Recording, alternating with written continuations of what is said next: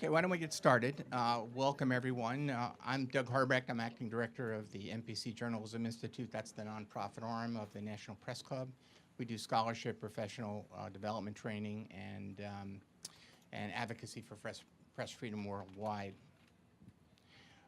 If you want to live tweet this event tonight, go to #NPCLive. This little housekeeping, some upcoming professional development events from the Journalism Institute, how to do great reporting on border issues, that will be July 26th. Finding Your Voice, 50 Essential Strategies for Great Writing on July 27th. And How to Land a Job in TV, even if you've never worked in television, on July 30th. Our guest this evening, Rob Rogers, tweeted in mid-June that he had been fired from the Pittsburgh Post-Gazette after a distinguished 25-year career there as one of the nation's top editorial cartoonists. Management said it wasn't about politics. It was about the newspaper's editorial page moving in a new direction. But in the months leading up to his departure, 19 of Rob Rogers' ideas or cartoons critical of President Trump were rejected by his paper. Rogers says it was all about the cartoons critical of President Trump. Tonight we're going to take a look at some of those cartoons banned in Pittsburgh, and you can come to your own conclusions. Rob isn't done yet. He continues to syndicate his cartoons and to post his work on his webpage. Here to explore with him the future of editorial cartooning and satire in the age of Trump is Ann Telnaes. She's an animation cartoonist for the Washington Post. She was only a second woman to win a Pulitzer Prize for editorial cartoons in 2001. At the conclusion of their conversation, there will be time for your questions, and after that, there will be time to buy signed copies of their books, compilations of their work in books. Rob and I have something in common here. We both started our careers at the now defunct Pittsburgh Press. So in homage to our ancestral homeland of our careers, Rob, let me slip into a little bit of Pittsburghese here. You just want to go buy them books? They're right outside lobby in that. Ladies and gentlemen, Rob Rogers, and then Ann Telnaes.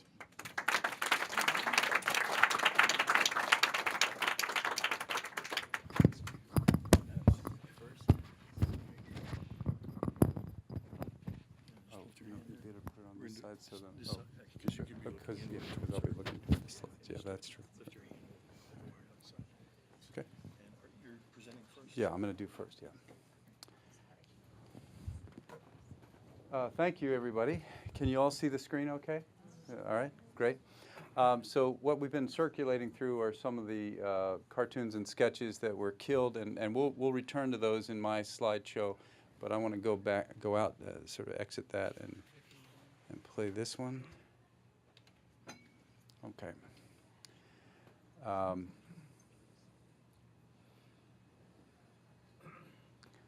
Here we go, banned in Pittsburgh. Okay.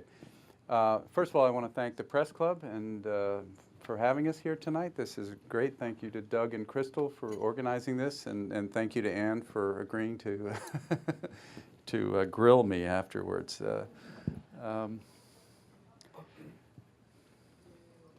So the one thing I like to start with when I'm usually presenting something to people who aren't cartoonists, and I assume I know we have a couple of cartoonists. How many cartoonists are in the audience here? We got 1, 2, right?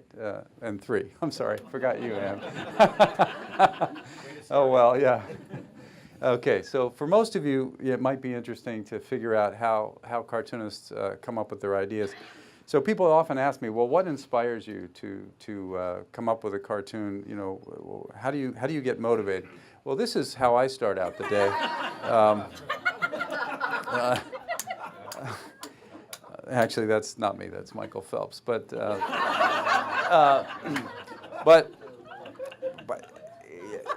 so for me, there's two. I have two kinds of days usually. One day I'll explain in a minute, which involves a lot of research and hard work, and there are other days that that's all right. There are other days that just involve turning on the television or looking at the newspaper and seeing something that jumps out at you and immediately gives you an idea. Now Ann can attest to this, that those are very rare, but sometimes it does happen. Here's a case where that happened. Benjamin Netanyahu was speaking at the UN, and he wanted to talk about the nuclear threat from Iran, and so he brought audio visuals with him, and he had this picture of a bomb, which was obviously a cartoon bomb, and anybody who's watched Warner Brothers cartoons knows about this bomb, right? So I immediately thought, oh, this is great. I can definitely use this. So I drew this cartoon, and it's got Ahmadinejad at the table there, and he's talking and he's saying, okay, who leaked our nuclear bomb design to Netanyahu? And of course, there's Wile E. Coyote looking very, very guilty there. So sometimes that does happen. Here's another case that I kind of thought of something right away. This was Dick Cheney refusing to call CIA's brutal interrogation techniques torture. And so I immediately sort of thought, and this was when the CIA torture report came out, so I drew this cartoon with him as the Statue of Liberty holding the torture handbook, and he's saying, bring us your huddled masses yearning to be waterboarded. But as I mentioned, that usually doesn't happen very often. Usually, here's a picture of my sketchbook, and I'm usually writing things down. This was from 2004, I guess, so it's quite old, but what I had written down there was, it was February, so it was Groundhog's Day, WMD intelligence, Janet Jackson's wardrobe malfunction, and gay marriage in Massachusetts. So those were the topics I was considering. And oftentimes I'll write things down, and sometimes what happens is I'll see two topics sitting next to each other on the page, and I'll think, oh, maybe I can combine those to, kind of trick people a little bit. So I ended up combining the first two, Groundhog's Day and WMD intelligence. And here's George W. Bush here. There's the rough sketch you can see there. And here's the final cartoon. And he's got Punxsutawney Phil is laying dead on the ground, and Bush is saying, I was wrong about him having weapons of mass destruction, but he was still a threat. And anybody who lives in western Pennsylvania and have survived the winters there, they know that what Phil does on Groundhog's Day definitely affects your mood. The other thing that happens is once I've come up with a cartoon idea in my little brain, I have to somehow convince the editor, who has a very different looking brain, that this is a good idea, right? And I've had more trouble with that lately, just to be clear. But this was something I drew for an editor's magazine years ago, and it still seems to get a laugh. So this is the cartoonist brain versus the editor's brain. First, you've got the cartoonist brain, and on his or her mind, I have to be careful here, but the biggest thing is toilet humor, of course, and then we go to winning a Pulitzer, keeping his or her job, and that tiny, tiny little part of the cartoonist brain that is taste. All right. So now you have the editor's brain, and the editor has a lot more things on his or her mind: not offending the readers, keeping the publisher happy, winning a Pulitzer, kissing up to advertisers, the bottom line, and then that tiny, tiny little part of the editor's brain that is sense of humor. So as you can see, they don't really match up very well, but this has been the struggle for most cartoonists, especially because editors are word people. They don't necessarily understand when you're trying to do something what the final product is going to look like. So it's always interesting to try to either being somebody who has worked at home for a couple of decades now out of my home studio, I would email the idea in the morning and then wait for them to get back to me. And I had a great editor that worked for me, and he immediately saw my vision every day and was able to, oh, here comes the train. He was able to sort of see what I was going for and was always very, very intuitive. And he would say, great, great idea. But not all editors are like that. And then, of course, readers. You always get response from readers. And I found that, I've shared some of my emails in the past that I've gotten from people. But this one really took me by surprise.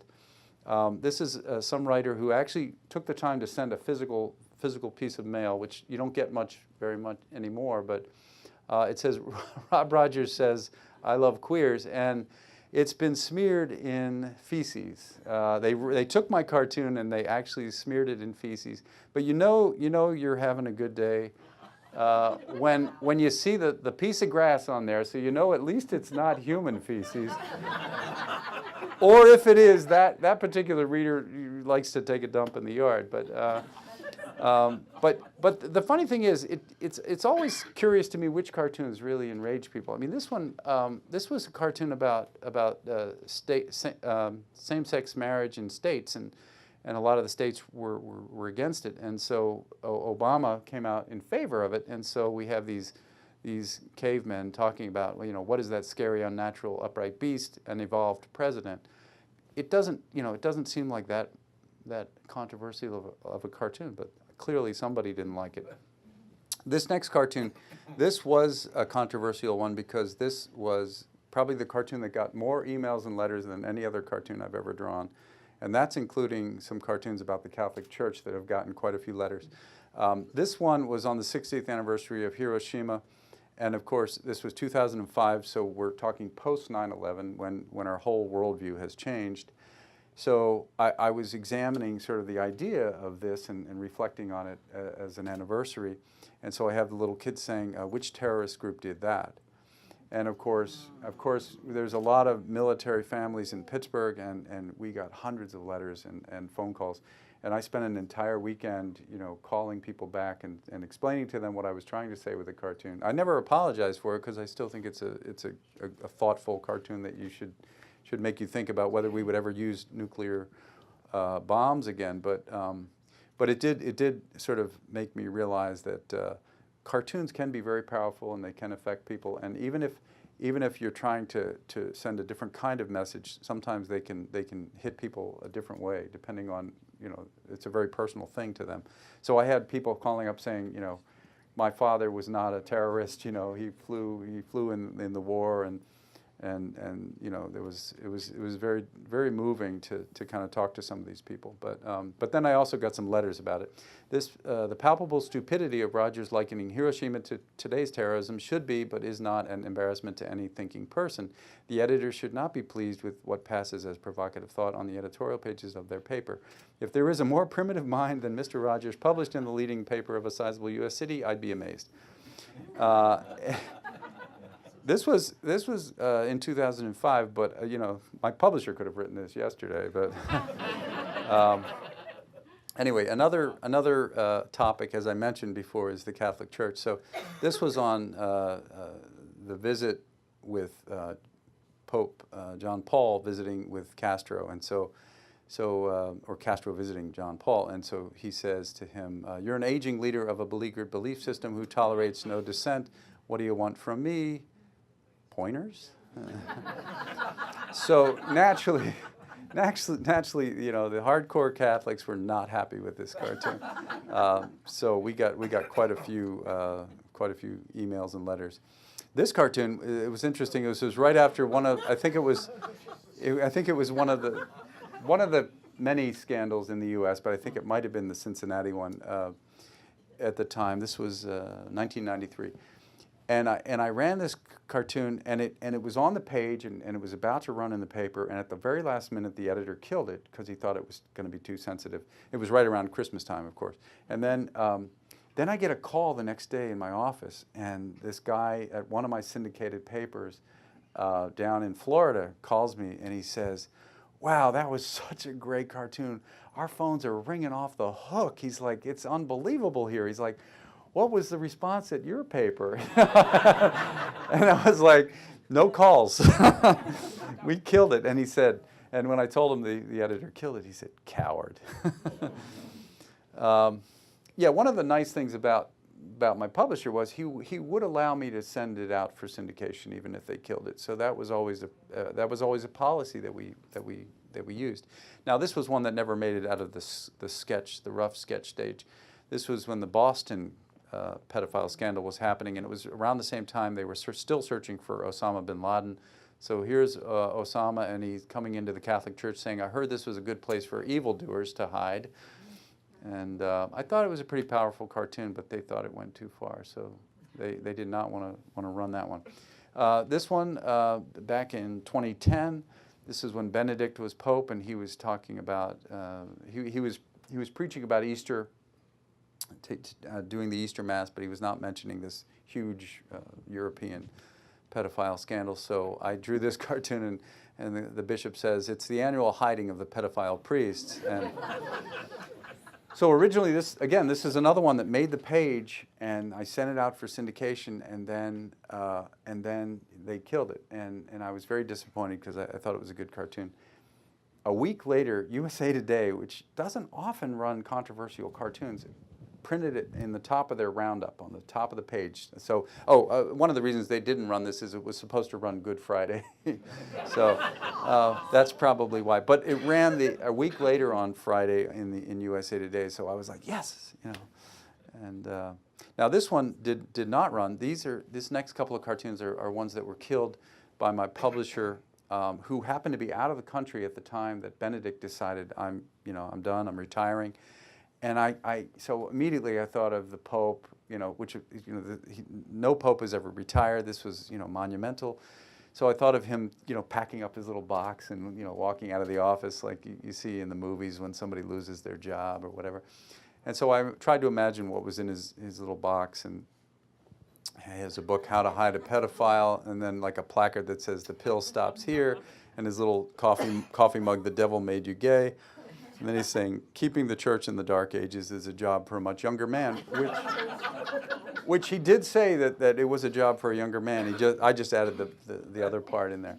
So I had this, as you can see, I had it pretty much inked, and then I get the call from overseas that he says no to the idea, So I start another one, and I figure this is a milder approach to the same topic. So I have the Pope retires, and he's like an old guy on his porch, and he's got, no gays and contraception-free zone, and he's saying, hey, you progressive Catholics, stay off my lawn, And I thought, this is milder. It probably got a chance. Well, he calls back an hour later and says no. So I had this half-inked, and then I ended up just switching topics, luckily, and I drew this cartoon. It's about Kim Jong-un, and he says he has his father's eyes, and then, I've got the mushroom cloud. So sometimes, and this ended up being a widely circulated cartoon, so sometimes even on your toughest day, you can still come up with something good. But again, this was a rare day. So now this one did get in the paper, and this is one of my favorites from that period. Here's Benedict when they got their Twitter account, and he's like, OMG, this 21st century technology is great for spreading my 15th century views on gays, women, and contraception, LOL. And then, of course, my favorite part, hashtag say 10 Hail Marys.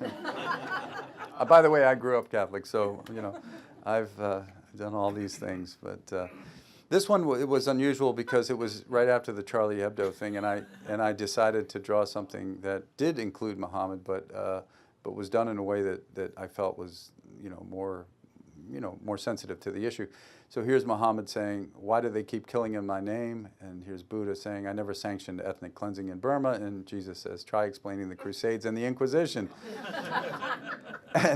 and just to be fair, like, cartoonists do take these things seriously. So I made sure that these two were not drinking alcohol. And then Jesus had wine, but he's got some sort of, herbal tea, oolong tea or something, I don't know, club soda over here. But so we do take our job seriously in terms of accuracy. This was when the Pope, was famous for driving around. The new Pope is famous for driving around in his Kia Soul, and he came out in favor of environmental restrictions and global, and said global warming is a real thing. So I decided to give him some bumper stickers. My other Pope mobile is a bicycle, Vatican tree hugger on board. Go green or go Protestant. The road to hell is paved with carbon. And of course, reduce, reuse, recycle, repent. Okay, so now this next section here is just talking a little bit about my process and how I draw the actual cartoon. And I drew this for an exhibit that Anne was a part of. We did an exhibit with the association back during the campaign. and this was part of the exhibit to just give viewers a way to sort of understand what we go through. So what does it take to create an editorial cartoon? Let me draw you a picture. Step 1, find a topic that begs for satire. GOP candidates compare penis size. Hello. Step 2, choose the perfect metaphor. I can't draw genitals in a family newspaper, but hands are okay. Things with small hands, baby, watch, T-Rex. Step 3, create a rough sketch using your favorite sketching tool. I find the fork does not work as well as other things, but some cartoonists sketch with a pen. I use a pen myself. Some use a pencil. Some use a tablet. There are actual cartoonists who now work exclusively on either a Cintiq, or some even do it on the iPad now from start to finish, which is very interesting. I can't really do it, but they can. Step 4, transfer the sketch using a light table or some other black magic. Step 5, ink the cartoon using your inking tool of choice. Step 6, add color, either by hand or digitally.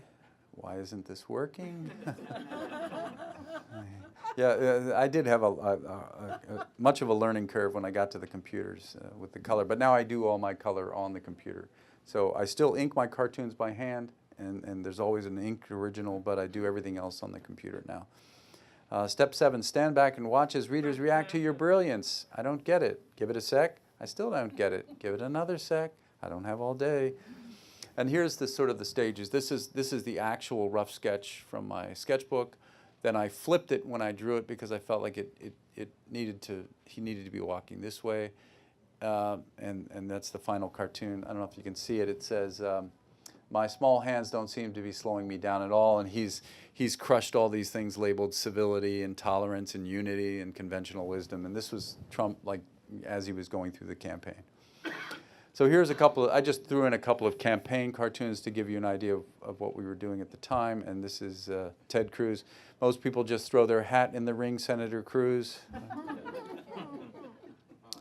Here are the Bushes, you know, the legacy. I've drawn all these guys. So read my lips, I am my own man, mission accomplished. Bernie and Goliath. I'm here to take back our democracy from millionaires and billionaires. How cute. There's Hillary. The Game of Thrones 2016. This isn't a coronation. I want my minions to see me as a candidate of the people. You could start by not calling them minions. Of course, I'm still drawing Clinton with his boxer shorts. The Many Faces of Bernie Sanders. Angry at Wall Street, sad about our prison system, disappointed with Obama, surprised by grassroots support, giddy over free college, ecstatic about New Hampshire. He always looked angry. I mean, it didn't matter. Now, this is after all of the debates, and Trump has laid waste to everybody. And you got Ground Carson, Lying Ted T-Bone, Jeb Baloney, Christie Prime Rib, Fiorina Flank, Rubio Ribeye, Let the Healing Begin. 2016 Trump Olympics. Here you got leadership high jump. He went under. We'll have to lower the bar again. Name calling marathon. Crooked Hillary, Rotten Clinton, the devil, creator of ISIS. Foreign policy diving, cannonball. And civility shot put. You won't believe how far I can throw this crying baby, or toss this crying baby. This was after the debate, you know, the third debate, and everybody was sort of trying to figure out who won. This was when he was hovering over Hillary a lot, and I think that was the third one, right? Or the second one, maybe. Hillary didn't end war or cure cancer. She clearly lost. And then he says, Trump didn't grope her on stage. He won. I mean, it did feel like it was definitely a difference in expectations for both of them. So just to sort of go back a little bit, you know, when all of this came up about me criticizing Trump, everybody said, well, haven't you drawn other presidents? And I said, yes, I've drawn all of the presidents that since I started in the 80s, so starting with Reagan, his second term. Here's an old one. He's agreed to meet with you, but he won't wear the costume. This is Star Wars and Gorbachev. Testing 1, 2, 3. Did you hear the one about the, you know, I don't know if you guys remember Ronnie making that joke on the live mic about the Russians begin bombing in 5 minutes. Presidential sleep study, stage 1, awake. Stage 2, drowsiness. Stage 3, light sleep. Stage 4, deep sleep. Stage 5, REM or dream sleep. And stage 6, constructive engagement with South Africa. And then, of course, the big scandal with him was the Iran-Contra scandal. Here's the Iranian, the Khomeini saying, American hostages don't leave home without them. Then we have, of course, George H.W. Bush, and his vice president was Quayle, and everybody was worried. When Bush got sick, everybody got nervous. You know, uh-oh, what does that mean? So he says, I got to slow down. Here's George Bush on taxes. Read my lips. Here's one, he says, how cute, he's dressed up like an anti-quota demonstrator, back when they were talking about affirmative action. Here's the Clintstones, more crazy antics from America's favorite cartoon family. Bill, there's another bimbo at the door. What did you yabba dabba do this time? The bimbo that the Democrats are worried about, Paula Jones. The bimbo that the Republicans are worried about, Dan Quayle. This was when Dan was going to run for president after Clinton was in for a term as the Republican candidate. Did I mention the economy is doing great? State of the Union.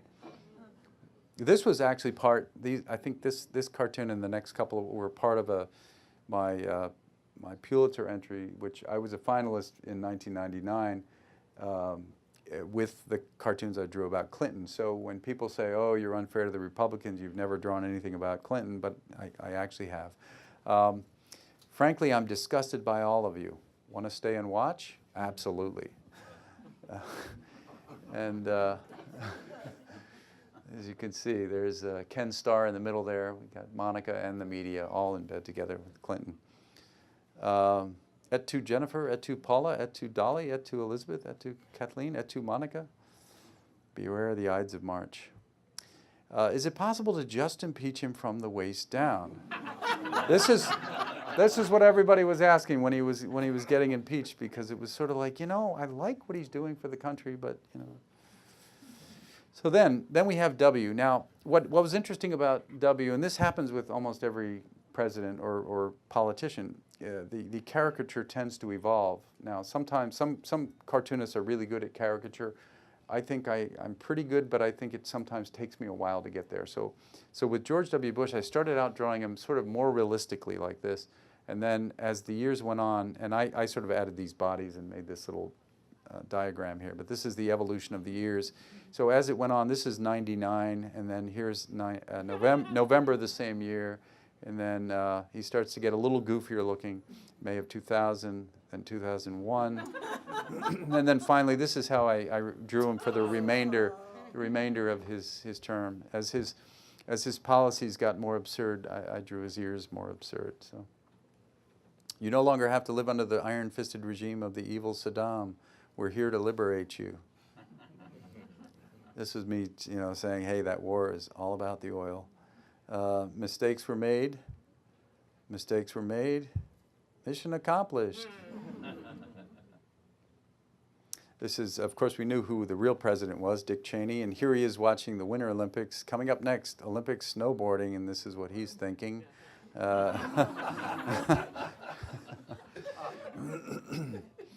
And of course, Obama. I did cartoons about Obama. Now, there weren't quite as many because I agreed with a lot of his policies, but this was after the midterm shellacking that he got in 2010. And he says, I had a hard time communicating my message. What did he say? He said he's a hardline communist messiah. This was after he caught bin Laden, and he's saying, he's not only merely dead, he's really most sincerely dead. And there's a birther down in the corner, you know, saying, I'm sorry, but I'm going to need to see a death certificate for that one. Do I seem detached to you, Michelle? This is when Obama was unaware of spying on the Allies and the healthcare debacle with the website. So I did criticize him, not quite as nasty, not quite as, you know, often, but he certainly did get some. Here's the passing of the torch, and you know what this is going to be, of course. So now we get into Trump. So I'm not sure. I think I just threw in a bunch of Trump cartoons, so we can talk about these first. This is no more peddlers or fake news at my press conferences, and of course he is the fake news guy of all time. You know, the Russian chess pieces: king, queen, bishop, knight, rook, and pawn. This is the biggest witch hunt in history. Surrender Comey. This was back, you know, in 2017, of course, before Comey was fired. This is not about the Russians. This is Flynn resigning. It's about the leaks. Giddy up, comrade. This is just a simple image of Trump's tweets and how they are affecting his credibility.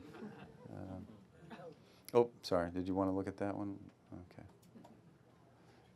This is Steve Bannon saying, hey, you're supposed to dance with the white nationalist who brought you. Just ignore him, Jared. This was when all that family drama was going on where Bannon was feeling left out. And those who do not learn from history are doomed to repeat it. And Trump says, and you would be... See, I told you I'd build a wall. I represent the citizens of Pittsburgh, not Paris. 1940s Pittsburgh, that is. You know. Now, this cartoon was one that got killed by the publisher last year. So, like I said, there's, you know, as I said in some of the interviews, there was always one or two that were killed a year. That was sort of normal attrition, I guess you could say. This one was at the 6-month anniversary. So it says, it's only been 6 months, give him a chance. And of course, you know, and I don't know, he just wasn't in the mood for it that day and just decided to kill it. I didn't think it was a particularly nasty one, but see, these other ones ran. I mean, this one ran, El Nino, the climate change, and him sort of blowing away science. But I like that I had him in the diaper and the little rattle with the Twitter. Trump condemns the many sides of hatred and bigotry. There are two sides to every lynching. Put yourself in my jack boots. It cuts both ways. And then this was after the Charlottesville thing. I drew this cartoon.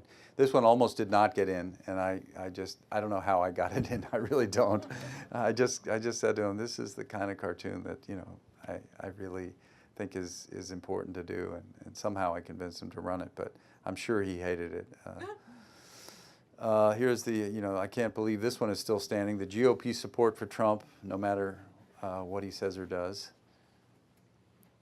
Here's when he saved Arpaio in the middle of the hurricane in Texas. Disaster relief in Houston, food, water, clothing. Disaster relief in Washington, D.C., empathy. Here he is dealing with Puerto Rico. He's off golfing. Mar-a-Lago. Look what I found at the JFK assassination file. Oswald didn't act alone. This is totally real and not drawn by me. And there's,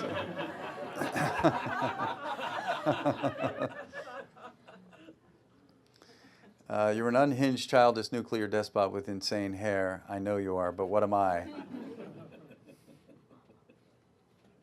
So this is what bipartisanship looks like, pretty much. I wish that were more true than it really is. It's not true, but okay, so we're down to the killed cartoons. So these are the most recent.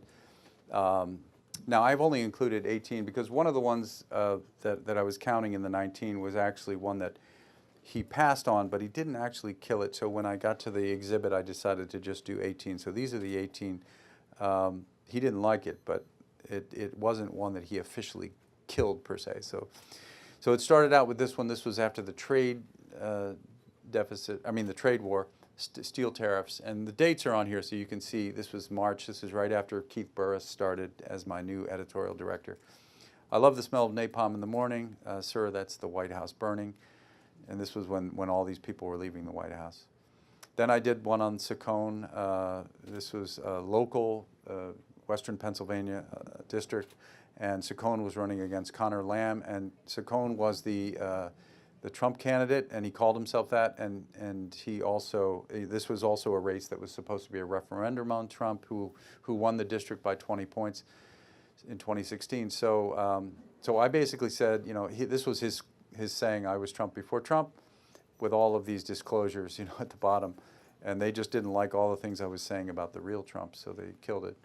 This one, I have no idea why this was killed. In fact, 2 weeks later, that same editorial director, Keith Burris, said, "Why haven't you done anything on Stormy Daniels?" And I said, "Are you kidding?" I said, "You killed one on Stormy Daniels." And he's like, "Oh, did I?" And I showed it to him, and he said, "Well, that's funny. Why did I kill that?" And I was just like, and you know, and it was just because he was in sort of this mode of following what they thought the publisher wanted, which was to less Trump, and so he just killed it. This one is on the FBI. You're surprisingly brave for a crooked henchman of the deep state. And before this one was killed, he asked me to change the caption to something like, "You FBI guys aren't as bad as they say." And I said, well, that's not funny, and it's not biting, and it doesn't bring into account what Trump was saying about the deep state, and I think that's why he wanted me to change it. But I didn't change it, so he killed it.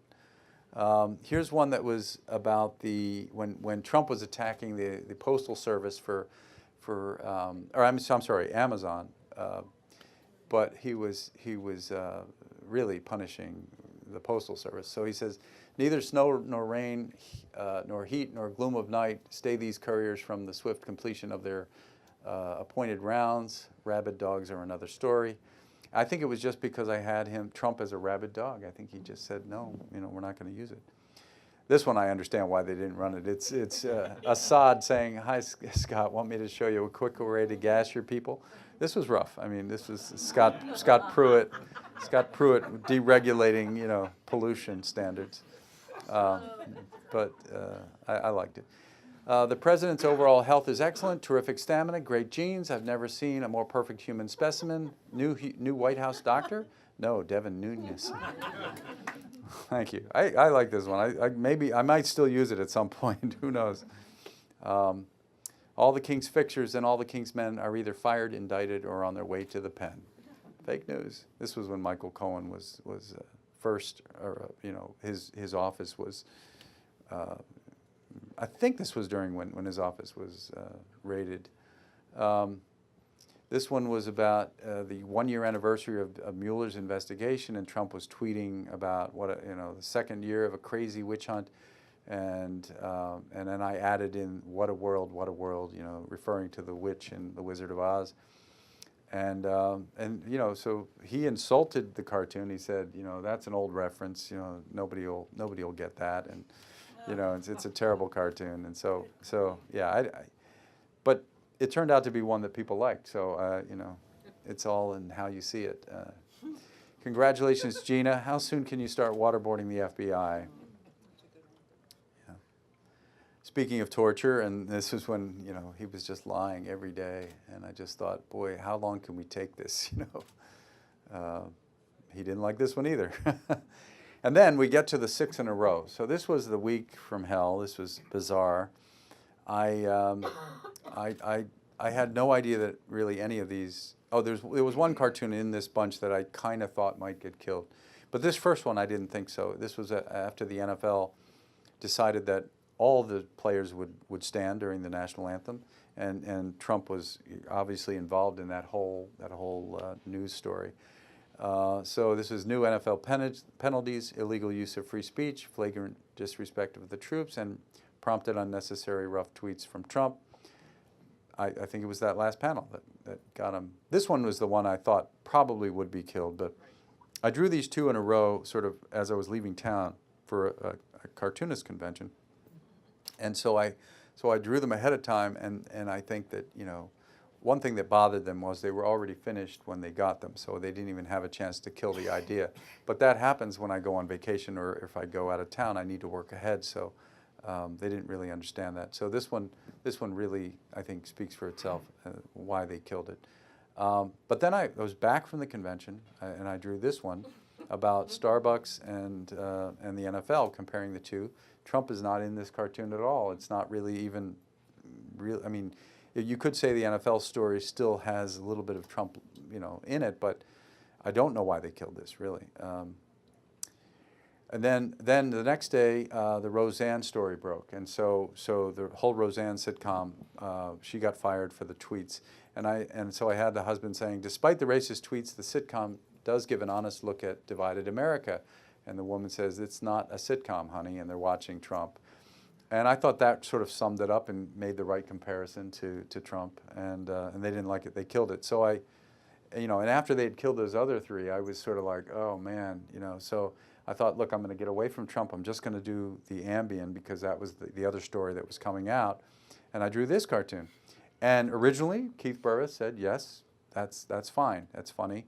Put it on the page. So he put it on the page. And you got to realize this was the third, this is going to be the fourth cartoon they killed in a row. And if they had just let this one run, it might have sort of stopped all of the media frenzy. And they could have sort of pushed me out a couple weeks later without as much attention. But the publisher, at the last minute, right before it went to the presses, substituted another cartoon on the same topic for this one. And I don't know why he did that. I never got any explanation during this week. The next day, I sat down and I wrote a long email to my publisher, and I said to him, and the editor, and I just said, what's going on? Why is all this happening? I've been here for 25 years, and I feel like I'm doing my job. I'm doing the best work I can do, and I've never really had to work under these kinds of restrictions before, and can't we work something out? I had suggested months earlier to put me on the op-ed page. I suggested that again. They didn't go for it, but anyway, when I finished writing this long diatribe to them and sending it off to them, I realized, oh my gosh, I still have to draw a cartoon today. So fortunately, this story was huge about the families being separated at the border, and the image kind of came to me instantly because I remember these Caltrans signs, near the border in San Diego, and so I used that image, but I obviously have Trump coming in and snatching the kid. I didn't even send this idea in at this point because they had already killed 4 cartoons, and I said, I'm just drawing what I want to draw now. So I did this one, and then the next day I drew this one. Both of these were killed. This is when he was pardoning, I think, Martha Stewart, and because he had pardoned Arpaio and other people. And I think he was trying to send a message to people like Michael Flynn and Manafort that he was willing to pardon them too, and Cohen. So then the firing. This is this is not a quick thing, but this is a little comic on. Do we have time, or should we get to the questions? What do you think? Do we have time for this? How are we doing? Why don't you keep going and then bring Ann into the conversation? Okay. So yeah, Ann, you can come on up, and this is the cartoon I drew for the Nib, and this was so right after I was fired. My friend Matt Bors, who's a political cartoonist who runs a site called The Nib online, he gave me my first freelance job. So this is my first freelance job as an unemployed cartoonist. And he said, well, I want you to draw a long-form comic about your firing. And I was like, oh, man. So long-form is not really what I do, but it was kind of fun to do. So here it is. Donald Trump cost me my job. You're fired. Okay, he didn't actually say that to me, but he might as well have. After 25 years as a political cartoonist for the Pittsburgh Post-Gazette, I was fired in June for being too critical of the president. We're going to need your badge and your pen. They did take my badge. I started my career at the Pittsburgh Press in 1984 when Reagan was running. There's the Grecian formula there I'm using. Early on, I was still learning how to be a cartoonist, so I had to submit several sketches. These suck. A 6-year-old could do better. After my second year, when it was clear that I had learned to be my own best editor, I was given total freedom, and that's true. My editors recognized that I was bringing in the best sketches, and he said, "Okay, you're good. I've trained you well," and so they let me do it on myself. And so here I am saying, "These suck. A 6-year-old could do better." When the PG absorbed the press in 1993, I became the second liberal cartoonist, along with Telnaes, at the paper. So this is the same publisher now. He's just hired his second cartoonist, and this was at a time when newspapers were shedding cartoonists. He says, you each get a salary, full salary, and an office. Is this one of those hidden camera pranks? And I worked well with my editor, always engaging in a healthy give and take. Like most cartoonists, I had 2 or 3 cartoons killed a year. Sorry, you can't draw the Pope shitting in the woods for a family newspaper.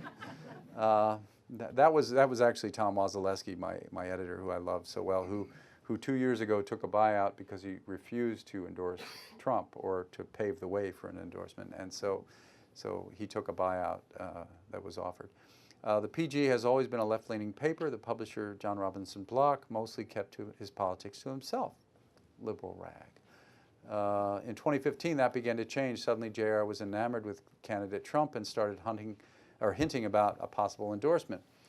What about the moral stands we've taken for decades? What do we know? JR began to push back on my cartoons about the Donald. Tell Rogers his cartoons don't capture Trump's intoxicating masculinity. I'm sure he didn't like that one. My editorial page editor, who I just mentioned, who championed and defended me to management, took a buyout in 2016 rather than endorse Donald Trump. I'm so alone. I actually did think seriously about taking the buyout. That's why I drew myself like that, because I was worried. I was worried that this might happen. Then in January 2018, Keith Burris from our sister paper in Toledo penned what many called a racist defense of Trump's shithole comments. And here we have a white supremacist saying, and here I was just reading for the Steelers coverage. You know, happy MLK Day. That's the day they ran the editorial, believe it or not. It was condemned widely by the Washington Post and other places. Rather than retreat in shame, JR doubled down by promoting Burris to editorial director over both papers. The author of Reason as Racism, which is what it was called, was now my new boss. Dead cartoonist drawing. I began to envision the two of them as Master Blaster from Mad Max Beyond Thunderdome. This was actually Sylvia's idea, so Sylvia, thank you for that. She put that in my head, and here he is saying, several cartoon ideas enter, no cartoon ideas leave. And there's Master Block and Blaster Burris. I would email my idea to JR and Keith in the morning, often being forced to rework ideas on deadline. No, God no. Those are actual quotes. Or they would say something like, you're obsessed with Trump, cut it out, stop. With Burris, I felt more bullied than managed. He called my ideas too malicious and would lecture me on what made good satire. This was the thing that pissed me off the most. This is a guy who just wrote this racist editorial, and he was telling me what's funny, for one thing, and what's good satire. Here he is. Consider the pro-slavery cartoons of the 1850s. Now that's some satire. My bosses said my cartoons were not funny. Maybe they weren't laughing because they were seeing their own beliefs laid bare on the editorial pages. Ambien is funny, but why trash the KKK? In the 3 months that Burris was my editor, 19 of my cartoons or ideas were killed. The last 6 were in a row. Social media protests began to build. Where are the torch and pitchfork emojis? There was actually a protest where there was the Save Rob Rogers protest downtown in Pittsburgh, and it was very cool. And they blew up some of the cartoons, and it didn't work, but they tried. It was clear from the working guidelines contract that they asked me to sign that they weren't interested in working it out. This was like the first time they decided to reach out to me after I'd been asking what's going on. They sent me this contract, and it was egregious. But anyway, 10 days later, they offered me an equally insulting severance agreement that demanded the rights to all my cartoons. My labor lawyer was stunned. This is a guy who's worked with coal companies and who's a big labor lawyer in Pittsburgh. And he says, I fought mining companies that kill people, and those are the worst labor documents I've ever seen. This is actually a real quote from him. So you probably figured out from reading this that I didn't sign the onerous non-disparagement agreement. And then there's Burris looking at the nib going, damn, I guess he didn't read this. He didn't sign. That's what political cartoonists do. We disparage those in power, especially those who abuse that power. Forget baby prisons. We need those cages for cartoonists. Now I'm unemployed, but on the bright side, there's no one left to reject my cartoons. Meanwhile, here's all the readers saying, you suck, you liberal snowflake, burn in hell. Where'd you learn to draw? All right, so there you go. So let me exit this quickly, and let's see if we can go back to Or just leave it up, it doesn't matter. Well, we're going to leave this up there. Okay. Nope, All right. that didn't work. Go from the beginning, and then one slide in. There we go. Okay. I think you've pretty much explained what happened. I think I did, yes. Yeah. So let's go to this question. So editorial cartoonists have been laid off for decades, Yes. as you and I well know. Yes, yes. A lot of our colleagues have lost their jobs, and it's because obviously of the decline of print, which is our traditional home. So tell me what's different from your firing. You know, go a little bit more into what an editorial cartoonist's job is, and the fact that it's part of journalism. Yeah. Well, one sort of aside is that one of the first people to call after I was fired was the New York Times, and they asked me to do an op-ed piece for them, and of course that's a coveted thing because the New York Times doesn't have a cartoonist, and they used to run a roundup on Sundays, but they have stopped doing that. But the first time I drew for the New York Times was a piece in 1995 when they asked me to draw something on the demise of cartoonist positions in the paper. So this has been going on since the mid-90s. Yeah. So that's one thing. The difference here, I think, and I always thought that would be my fate. I always thought that eventually they would come in and say, well, we've looked at the books and you're the highest paid cartoonist we've ever had. We got to cut you, you know. Yeah. I figured that might be what I'd be hearing one day. The difference here is that would have been understandable, and they would not have gotten any sort of backlash if they had done that. Maybe a little bit, but people would have said, okay, we understand, you can't afford it. Many cartoonists, many colleagues have been fired that way, and there's been little they could do, or little interest was generated. But for financial reasons. Yeah, for right. financial reasons. They say financial reasons. They say financial reasons. But what was happening here was they were trying to change my positions, my cartoons. They wanted me to be a different kind of cartoonist, and they thought that by sort of bullying me into it and threatening me by killing the cartoons, that might change my position. And yes, the editorial, the director, the publisher, they have the right to. It's their newspaper. It's a privately owned newspaper. They have the right to put whatever opinion they want on the page. But at the same time, when you have a veteran voice on the page who's been there for 25 years, who has a local following and a national following, whose readers expect his voice to be heard, I think it's short-sighted and a little bit dangerous to then say, we want you to change what you're doing and how you're thinking and who you are, and rather than just saying, hey, we're going to have a variety of opinions on this page. We're going to move you to the op-ed page, and we're going to get another, columnist or cartoonist in here that's more conservative. They wanted you to be an illustrator. Yeah, they wanted me to Which is not what an editorial cartoonist is. Exactly. Yeah. So the difference here, I think, is something broader than just me losing my job. I think it's about where media is today, and what's dangerous is this idea that the government could have an influence over what people talk about in media or what they say, like in the Sinclair media situation, or with my newspaper, where they're just so enamored that they decide they want to kiss up to Trump by writing these favorable editorials, and I sort of got pushed aside in the meantime. Right. So it's not really about my job as much as it is about what it says about suppressed opinions on the page, and what that means for the readers. Yeah, I mean that's one thing that the entire editorial cartooning community has been concerned about, because as you all know, Trump doesn't like the media, and he keeps saying that he wants to that he wants to get rid of us. Right. So we were always concerned that he was going to go for us, but we decided it's because he doesn't read, so he doesn't see editorial cartoons. Yeah, he doesn't see the cartoons. I guess we need to be on television. Yeah, if our cartoons were on We need to Fox get on News, television, he'd yeah, be exactly. looking at him going, wait, should I like that or Yeah. not? So your former publisher now. Yeah, that's right. That's good. Yeah. He was quoted in a Politico story describing you as too angry, which I think is hysterical because I've known him for a lot of years, and you're not angry at all. No. I've always thought, I've known you for over 20 years. Editorial cartoonists tend to work alone, but we get together once a year, at our conventions, Right. and we love doing that because we get to catch up and stuff. But all cartoonists have different styles and approaches. And I've always thought of your approach, which I think is true after watching, especially your earlier work, is, you tend to take a humorous approach, Yes, and yes. your drawings are funny. Yeah. Not every cartoonist drawings are funny. I've been told I'm not funny. But I've noticed that your recent ones, especially the ones that got killed, your work is different now, I think. It's more Yeah. pointed. Yeah. I think that's good. Yeah. So tell me why.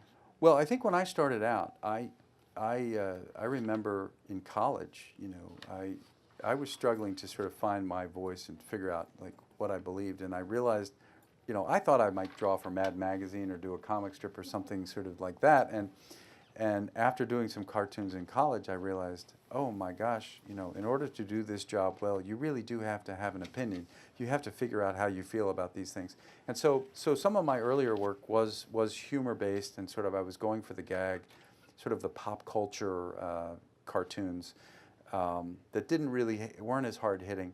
But over time, I got, not to defend my publisher, but I did get angry at certain politicians and certain presidents and certain things that happened.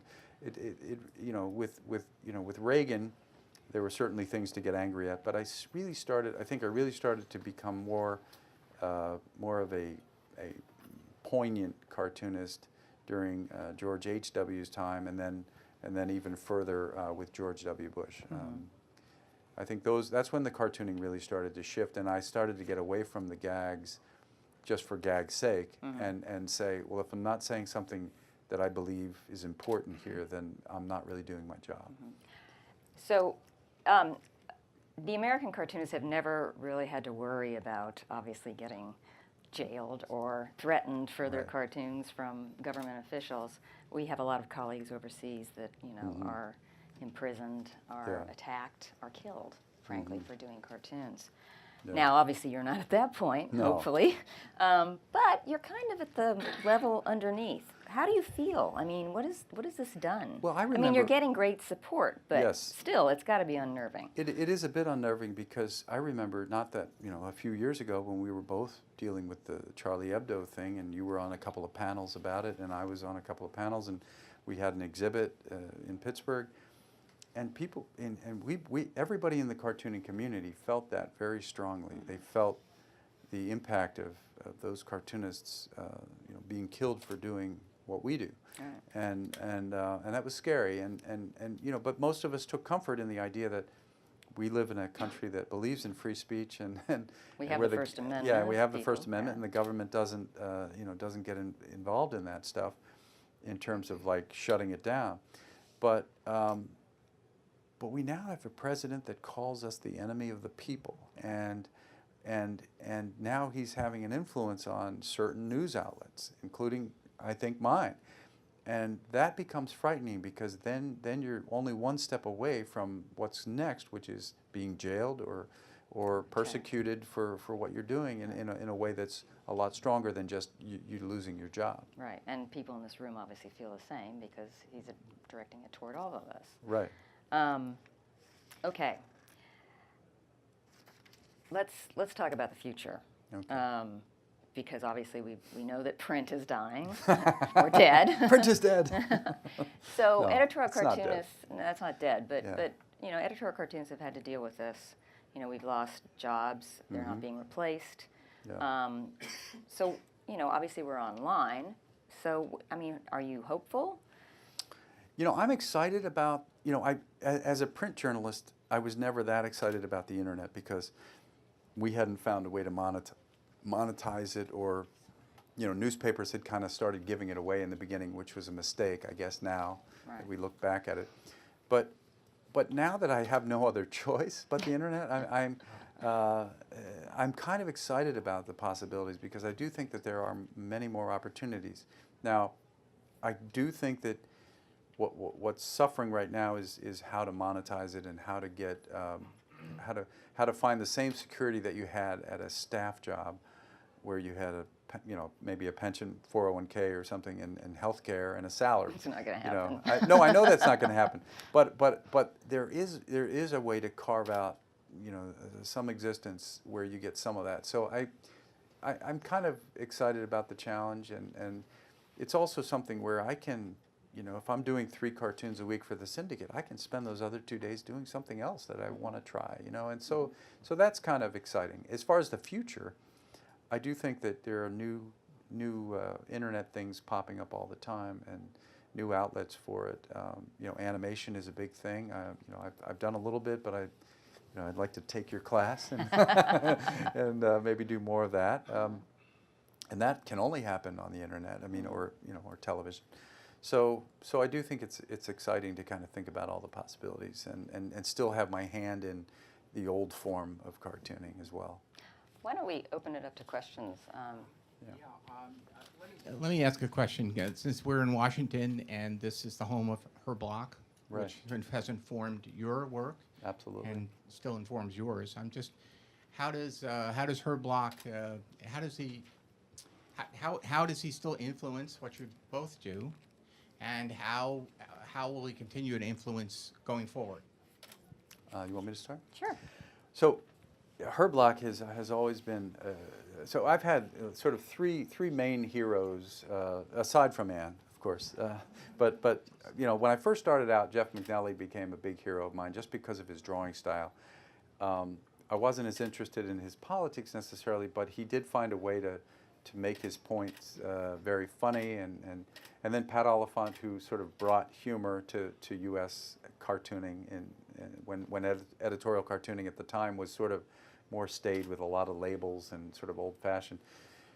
And then Her Block, Her Block, the thing that is great about Her Block is he never, he was so tenacious with his attacks on injustice, and he had so much integrity in terms of his work. He was always defending civil rights and doing things about corruption in government, and so I think that when you look at the body of work, he rarely wasted a panel, and I think that's the thing that I try to do now, especially now, having lost my job. I think, I really, especially with where we are today with this president and the environment that we're living in, I look to him and I think I really want to do. I don't want to waste the panel anymore, especially now that I'm doing less. I want to really have an impact, even if it's only online, even if it's just in syndication. So he's been a big influence. An interesting thing about Her Block, I met him when I first moved here, and then he lived a few more years. And I remember him saying to me, he found it interesting that people would criticize him for being either left or right, depending on what decade he was in. Oh, right, yeah. Because, it just depends if Yeah. you just disagree. So I think that shows really what an editorial cartoonist is supposed to do. Mm-hmm. We are, to say it simply, we are there to hold the leaders, the politicians, the institutions accountable. We do it through satire, we do it through images, and caricature, and it pisses people off, you know? So that's our job. Yeah, I forgot that you asked me that earlier, what's our job, and I forgot to say that, but you just said it very eloquently. But Okay, other questions here? Right here, ma'am? Yeah, I have a question about your Hiroshima anniversary. Mhm. I have a question about your Hiroshima anniversary cartoon. If I understood you correctly, you spent some time contacting the people who were most upset about it. Yes. And I wondered if you tended to, did that happen very often? And also, is that something that editorial cartoonists do? I think a lot of them do. I tended to, if people took the time to call and wanted me to call them back, I would always call them back. And they would often be surprised to hear from me. They'd be like, they'd be angry at my editor and saying, here's my phone number. And then they would be surprised to hear me call them back and say, so I heard you were upset by my cartoon. And they'd be like, oh, I didn't think you'd call me, And then we'd have a conversation about it. And oftentimes we would agree to disagree, but it was always a more personal touch, and they always appreciated it, and often would get off the phone a little less angry, understanding where I was coming from a little more. They didn't necessarily, I didn't win them over necessarily, but with that particular cartoon, I realized that, there was a definite visceral reaction that people had, and they felt that I was calling their loved ones terrorists. And so first of all, I wanted to dispel that notion that that's not really what I was saying. I was just saying that in this day and age, would that still be the right move for us? Would we still make that same decision? And I think the answer is probably no. But I think it takes an anniversary and looking back and sort of reflecting to make that decision, or to think about those things to prevent it from happening in the future. And I wanted them to know that I appreciated their loved one's service, or sometimes there was one guy who actually called himself who had been in the war. So, you know, I just talked to them and you know, as human beings. And so I spent a lot of time, just because it took a long time to return all those calls. But it was very rewarding. I ended up writing a column about it and sort of talking about, you know, what I was trying to say with the cartoon. So it was good for me too. I mean, it was nice to hear from them.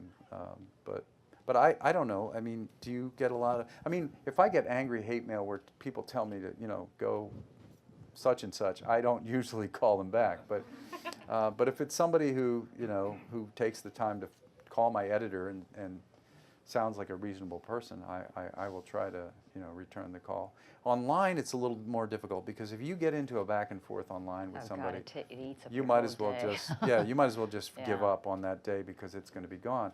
And a lot of times the people who are commenting are people that have a lot of time to just listen to themselves, you know, tweet at you or whatever. So so it's changed with the you know, with the internet for me. I don't do as much of the responding to like email stuff, but No, Okay, if you'd like to identify yourself or your affiliation, please feel free to do so. Hi, Jeff Stein, Newsweek. It has nothing to do with that. First of all, hats off to both of you guys, especially you, for just doing what you've been doing for a long time, and then standing up for yourself. The way you're hitting back with talks like this around the country, that's just tremendous. So, hats off. Thank you. What would you advise someone who, given the decimation of the newspaper industry, what would you advise someone who wants to become an editorial cartoonist? Just asking for a friend. Oh, asking for a friend. I love that. Well, first of all, thank you. Newsweek has always been a friend to cartoonists. I mean, until they stopped publishing, you know. But you know, it used to be this treat every week to see if you still in print, by see the if I know you are. I know you are. I know you're back. But it used to be this weekly roundup, and everybody would send their stuff in and try to get on the page. And I remember at one of the conventions, so they asked me to draw the cover of one of the Newsweeks. It was the Gingrich Who Stole Christmas back in the 90s, you know, when Gingrich was taking over with the Republican Revolution. And so anyway, but Guy Cooper, the photo editor, had so much fun pouring through the cartoons every week that he came to our convention, and he was like a hero to us. You know, I don't know if you remember that, if that was before your time. That was before my time. But yeah, so Newsweek, thank you for that. As far as advice to young people that are trying to get into the business, I tell them to first of all, if you have to love doing it, and you have to be willing to doing it for free. You know, like without money. Not that you should, but that the only way you'll make it is if you love it enough to just keep doing it, even against the odds that we're up against, which is Yeah, you you know, do have which to- is yeah. no newspapers that are hiring and probably doing it on the internet for very little money. But I think that good satire will always win out. So if you keep drawing and keep doing it, and if your stuff is good enough, it'll eventually rise to the top, and somebody will recognize it. And What is that top? I mean, where do you Well, get a job and make a living? well, actually, What do you it's aspire to? the association that we're part of, the AAC, the Association of American Editorial Cartoonists. We're actually trying to expand, because like any other part of journalism, you have to get younger members. And as you all know, younger people do not read the newspaper, they have their phone. So we have to actually adapt to be online. So what we've tried to do, last year I was president of the association, and And we try to go to cartoonist gatherings of young people that don't necessarily think of themselves as editorial cartoonists, but they do social commentary. They do it in graphic essay form, they do it in animation, they do it in all kinds of things. So it's basically more of an education thing. I mean, we're doing a conscious effort to go like to things like SPX, which is here in DC, and we're going to be going to Columbus for CXC. It's really more of a thing of broadening what an editorial cartoon is, because we're not on the paper anymore, so it doesn't need to be in that square little box. You know, if we're online, there's a lot of possibilities. You know, it's always been a problem about when you're freelance trying to make a living. I mean, I've been freelance my whole life. It's hard. But, you know, it's also very creative, frankly. I find it. I mean, even on the Post, since I'm only online, you know, the whole thing about scrolling down, you can do a lot with that if you're trying to lead someone's eye. You know, it's not just opening up a paper, and that's what we have to do. The same as print has, same as writers have to do other things, you know, to get the interest of younger people. Hi, as probably one of the youngest people in the room. I'm a student at St. John Fisher College in Rochester, New York. I'm interning on Capitol Hill this summer, and I've been doing a lot of research, well, I'd like to think a lot, but still just scraping the surface on humor and satire, and it originally started as how it works in the service of hate and hate rhetoric, but now it's kind of turned into humor and satire and how it could be basically called hate, but now my argument is defending it as, you know, just satire and all of that. So both of you have said you work in the service of your audience. And I think back to when, I know I was young, when Jon Stewart went on Crossfire and said, you have a responsibility to your audience. I don't. The show before me is puppets making prank phone calls. And so him as a comedian didn't have a social or political responsibility to his audience, but doing cartoonist, or being cartoonist, do you have that responsibility? Well, we're editorial cartoonists. Well, yes, we're of course, a journalist. right, We do have exactly. responsibility. Yeah. Yeah, no, absolutely. I mean, we think about that. And that's the thing. I mean, we've talked about this before, but, you know, editorial cartoonists have to have a point of view. It's our point of view. And I think some people they don't really understand what an editorial cartoonist is. I've had people say, well, the best ones are fair. That's No, right. they're not. No, they're not. They show both sides. No, they don't. It's just like a written column. You know, if you're reading a writer and they have a left point of view or a right point of view, we're the same way. And we should be allowed to do that. The thing that gets people is the fact that we're dealing with images. And images, you know, they're universal. You can go across country lines. Everyone from, you know, the very rich to the very poor to the educated, the uneducated, everybody responds to images. So they can be very potent. We see it with our colleagues overseas. I mean, and they deal with governments that have absolutely no sense of humor. Right, And, right, exactly. you know, and they get thrown in jail. So you have to understand the stuff that we do can be very potent. We deal with visual images. But our professionalism is we supposedly pick the right ones. We try not to get so that people misunderstand us. Now, Right. we don't always succeed. You know, we both have had problems with that. Yeah.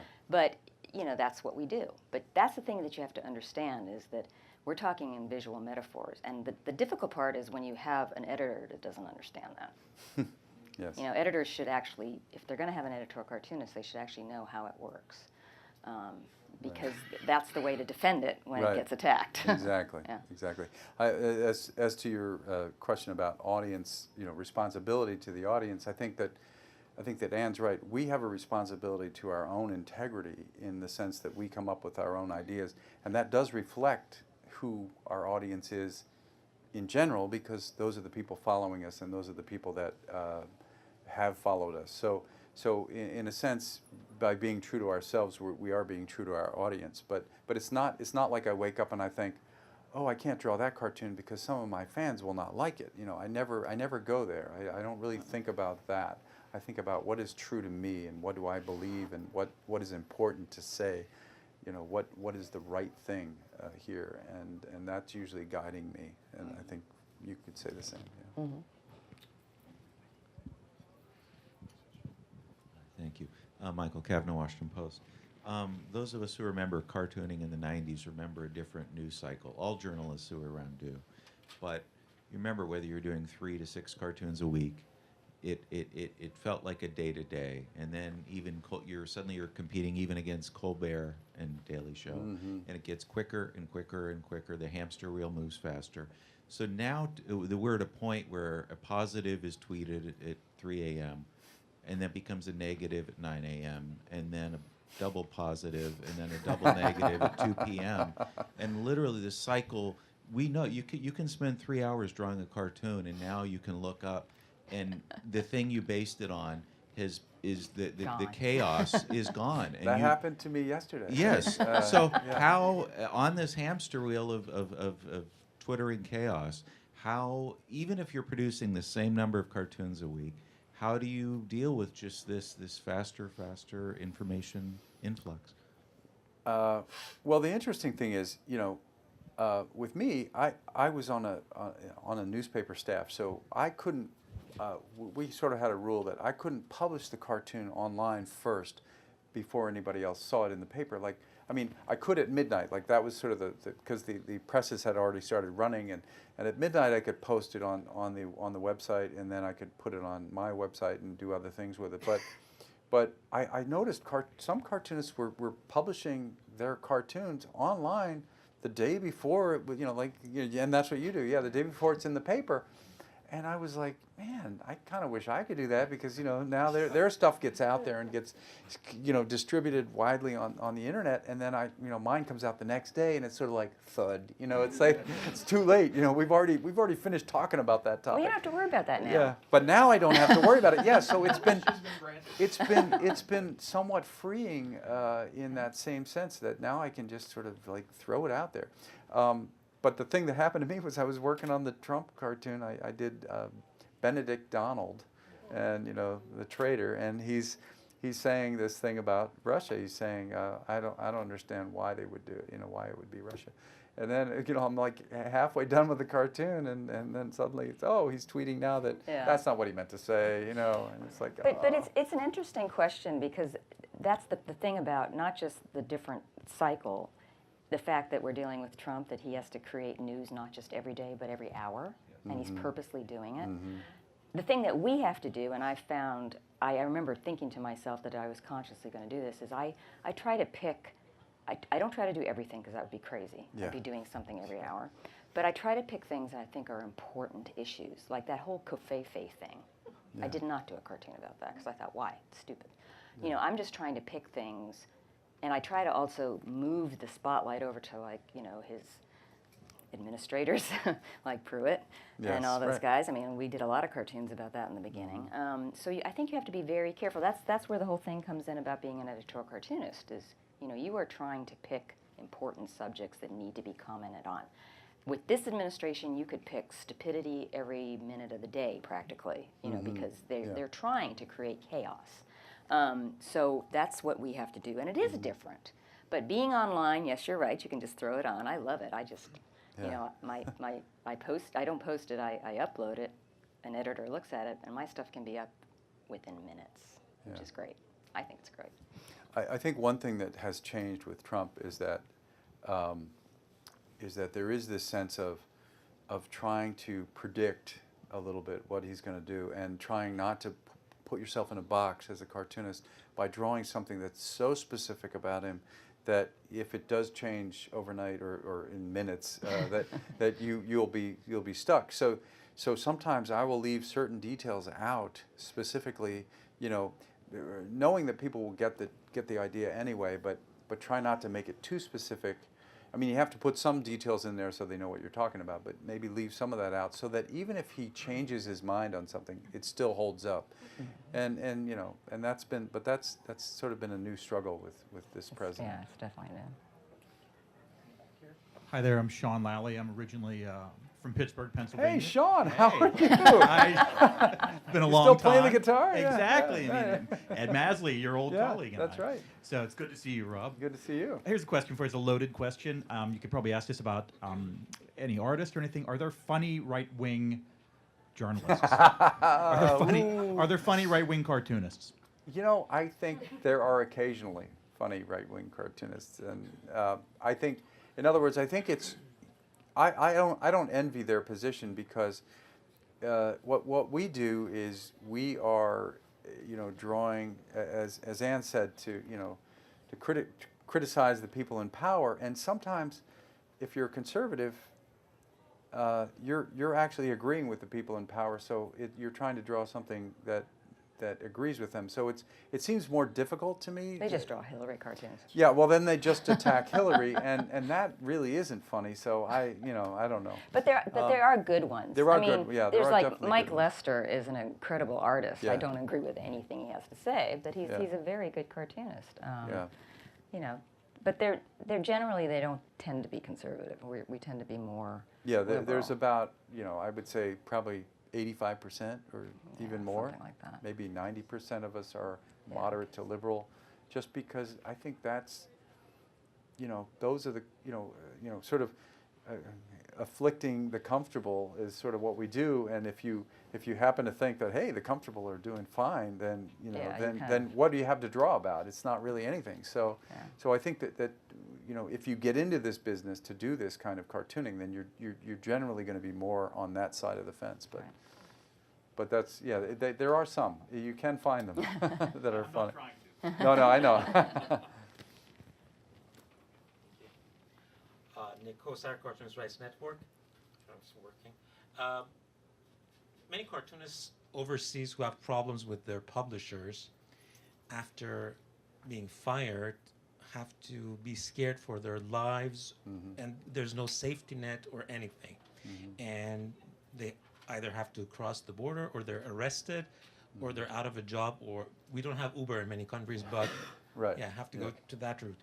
But I want to ask, what's the difference of the situation of a cartoonist overseas, but a cartoonist over here after he or she loses a job? Is there a safety net? Is there something he or she could hold on to it for a while being active on social media? And psychologically speaking, how does it feel for a while? Because so many of those cartoonists, after going to prison or getting out of the country, are diagnosed with PTSD. Is there Right. a lighter type of PTSD over here? Okay, thank you. The funny thing is, everybody's been calling to say, how are you doing? Are you okay? Because I've been doing this for 34 years, and I have always had a newspaper. And every time we'd have a convention where we talked about people losing their jobs, I'd get this sick feeling in my stomach, like how would you survive without a newspaper? So there is a little bit of that, but I think because we've been talking about it for so long, for so many years, and we've all sort of like putting a little money away here and there, and I think so I'm actually okay in terms of, like, I think I planned ahead a little bit. It's not great, but it's not to have the salary, but certainly it's not devastating. The bigger piece is the emotional and mental piece that I think you're addressing, and I think that's I think it certainly helps the safety net of having a group of close-knit cartoonists who you can talk to every day and meet with every year and find support that way. Also, the readers have been very supportive, and so that's been a real boost. And then beyond that, there are things like Patreon, which I started a page, and because people have been so supportive, that page has been very successful. So that's another way to sort of soften the blow a little bit. As far as what's interesting to me about the cartoonists and by the way, the Cartoonist Rights Network is a great institution, and everybody should support it and look it up. But every year they bring some of those cartoonists to our convention, and they honor somebody. But what's great about meeting those guys is they're all like us. I mean, they've been in jail, and they've been beaten, and they've been persecuted, and they've had to go into hiding, and they've done all that. But when you get right down to it, they just want to draw, and they're just like, they're drawing on they're just like, on hey, napkins look, like look we at are, how yeah. I draw Trump. Oh my God, Yeah. that's great. Yeah. And that's what's so. And they love talking to us because we're the same, you know, even though we don't have some of the same hardships. But I wish there was a way that we could all sort of get together more often, you know, with those cartoonists and support them in ways. But yeah, it is very different for us here. I think this is a country where, for the most part, unless you're talking about some of the issues we're drawing about, we do take care of people who lose their jobs and who fall on hard times. And as a community, we try to do that. So Talking about Trump just a few blocks away from the White House. right. Yeah, right, exactly. Fear. Yeah, we're having this discussion. Well. Don't tell them. Are we But done? yeah, but I appreciate that point. It is different here, and no, I don't think I've had PTSD yet, but I'll let you know. He's still busy with I'm stuff. still busy, like kind of Later. sifting through everything. But once it all calms down, I'll be like, anyway. Rob and Ann, thank you for coming. I'm Jeff Ballou, the immediate past president of the club. So it's great to have Thank you this. for having and us. of course, as we've spoken, Yeah. I'm a native Pittsburgher, which Right. was a very big part of my term Yes. last year. Yes. As the members know, they're probably sick. They were sick of it by halfway through. My question sort of dovetails on the gentleman's question up front. It's the chilling effect of what happened to you and other colleagues. Have you put your ear to the ground? Have you heard other publishers, other editors? I don't know if this is a start of a trend. Is it unique of what happened in at the Post-Gazette because there were other issues that were happening from Block? I mean, labor issues, Yes. the byline strike, other Yeah. things that happened at Post-Gazette. Is this just a Haley's Comet thing, or are you hearing things popping up at other papers where your colleagues are sort of running scared a bit? Well, I can't speak necessarily to anything that's happened since my story came out. But what I will say is I've heard from a lot of cartoonists who have lost their jobs over the years, and they have told the story like, you know what, I went through something similar, but it just wasn't a public thing. You know, I was getting pressure from my publisher to stop drawing certain kinds of cartoons, but it wasn't as, Trump wasn't around, so it wasn't really about Trump, which makes mine a little more, public and unique and odd. But I think the cartoonists have always struggled with changes in management, whether they're just your publisher changing his point of view or you getting a new publisher. And so there were stories, I've been hearing more stories from people, who say I was downsized, a few years ago, but then they start actually telling you the details, and some of the details are, I was already getting pressure not to do this or not to do that. So there are definitely other similar stories out there. And but as far as hearing about anybody else now that's running scared, I haven't really heard that. No. Not. This was a unique situation.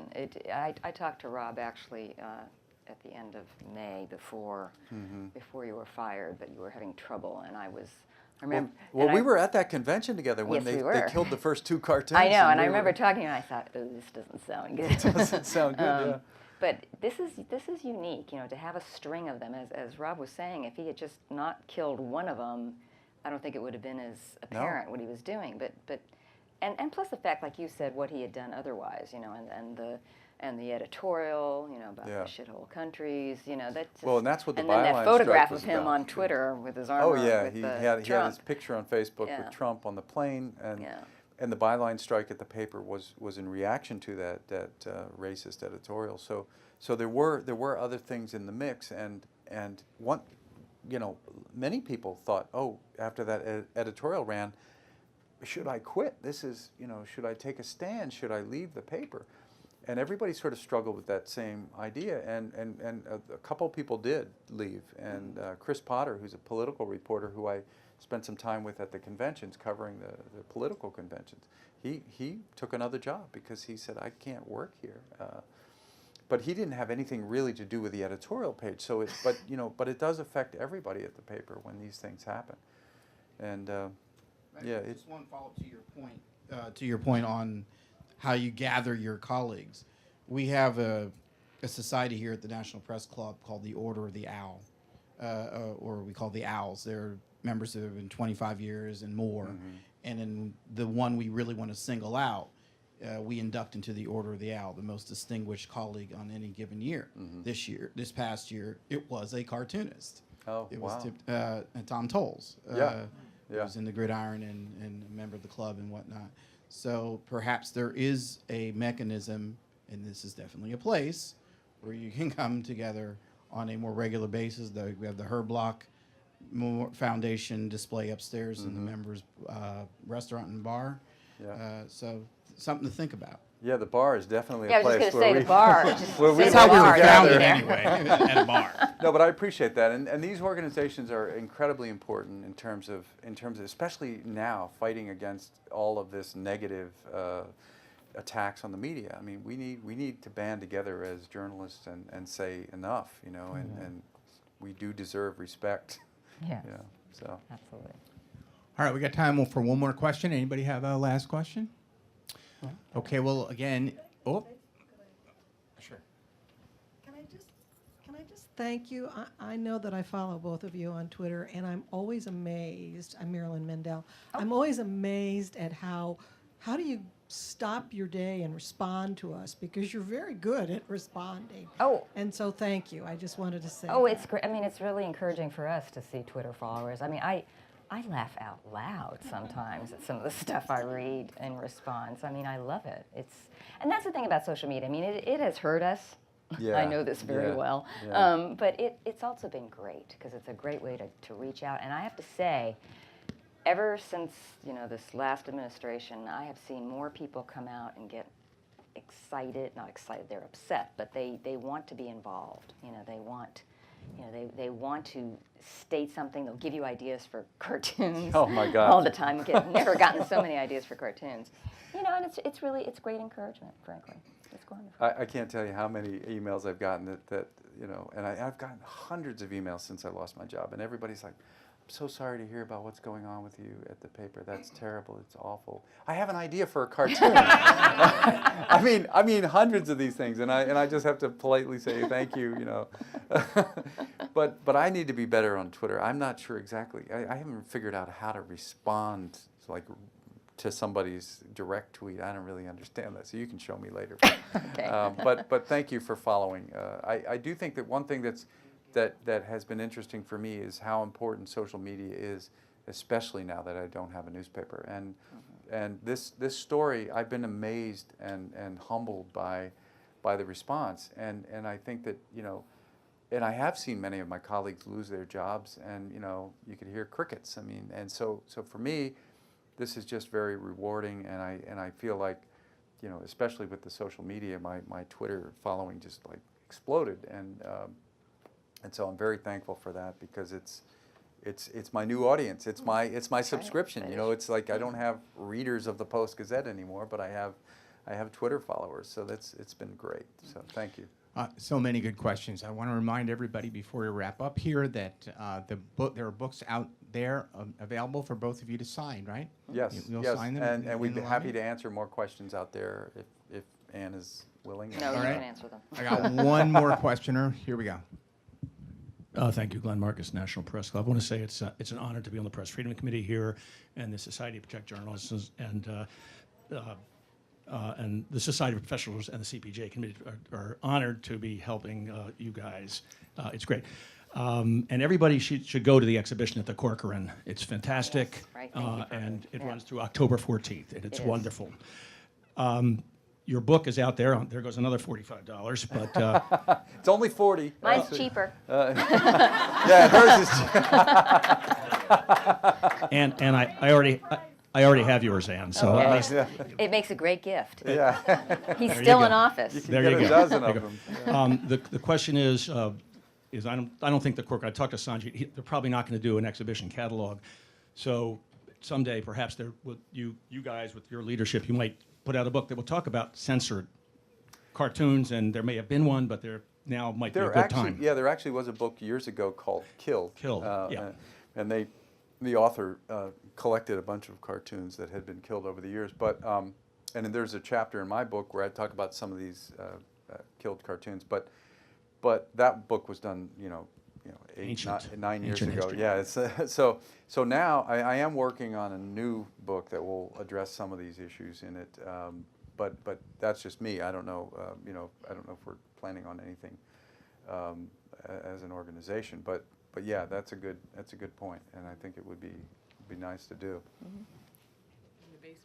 Okay, I'm not But gonna, please buy Ann's book, because she did this out of the goodness of her own heart. She came here to do this. So yes, I think you should get the book. I have a copy. It's great. okay, well, I'm not going to let you leave without giving you a Oh, prized yay. work of art. Okay, this is the National Press Club mug, Thank prized you. all over the world. Of course. Thank you very Thank much you. for coming, Thank and we you. really appreciate it. Book signing in the lobby, everyone. Thank you. Thank you. Thank you.